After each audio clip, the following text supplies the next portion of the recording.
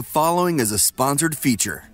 Yep. Nurses are heroes. Nightingale College is a pioneer in online nursing education, blending online classes with on-ground supervised field experience. Get your nursing degree in as few as 32 months. Now accepting enrollments for spring semester. Visit nightingale.edu. So Nicole Lamb sent us this. She's with Nightingale College. Hi, Nurse Nicole. How are you? Good morning. I'm good. How are you? I'm okay. You sent this information here about how to create a pandemic pod. Ooh. So first of all, what is that? And then let's talk about how and why you'd want to do it.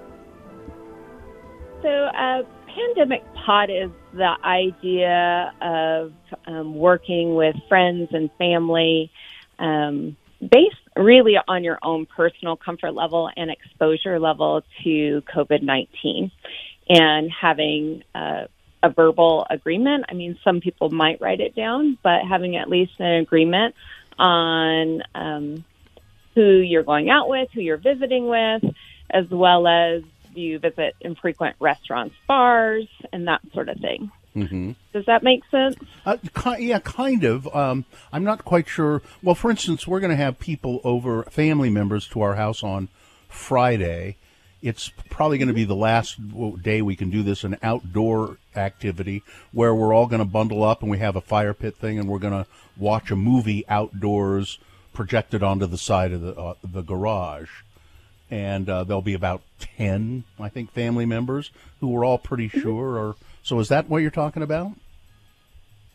A bit like that. So, right, you have your environment already determined. You're going to be outside, so you have some social distancing, you have some airflow, right? And then it's about talking about whether your friends and family are wearing masks in public, right? And that would be part of it, what they're frequently doing. So for me, like I'm right now visiting my parents. In the days leading up to seeing my parents, who are in their 70s, my willingness to be with people who go to bars is going to go down, right? Just because my exposure risk is higher to take to my parents. Well, and they're sinners, too, so we don't want to... Yeah. You go to bars. We're not getting into that. Okay. But even restaurants and enclosed restaurants, right? I mean, they do have a list of more exposure, less exposure. And certainly some restaurants do social distancing and some restaurants don't. But having detailed conversations with who's ever coming to your house. So right now I'm at my parents' house. So that's a little different than, say, Thanksgiving, which is coming up. And my 20-something-year-olds who are attending college are coming over. So we have a different agreement on what I'm willing to have at my house. But you're also trusting that people are going to be honest when you say, have you been wearing masks and not eating in restaurants and that kind of thing? That's a trusting thing. If they're like, oh yeah, we've been good. I mean, right. Well, and it's hard because then even one person back from them, right? I mean, you can't control everything. Yeah.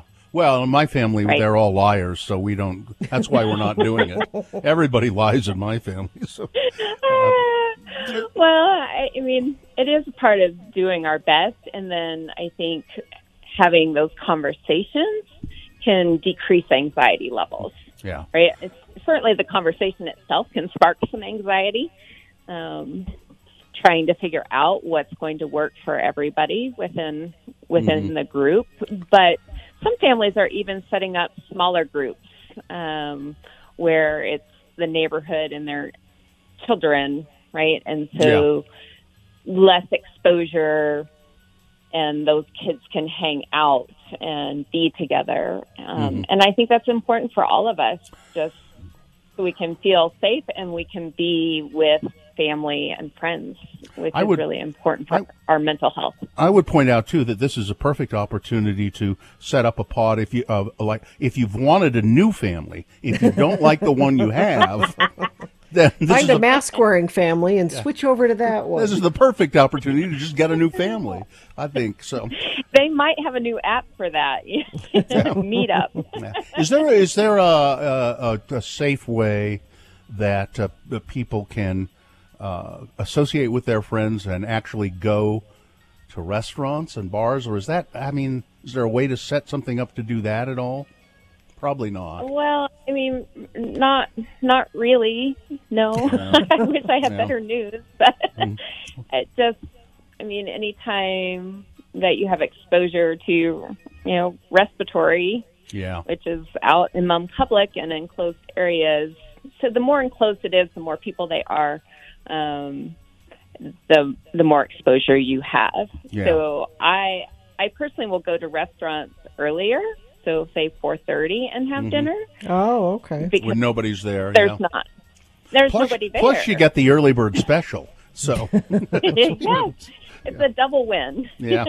Cheaper and no people. Yeah. So Thanksgiving and then Christmas, there may be a way to set it up so that you can have some family members participate, and if you do it the right way and start figuring out that thing right now.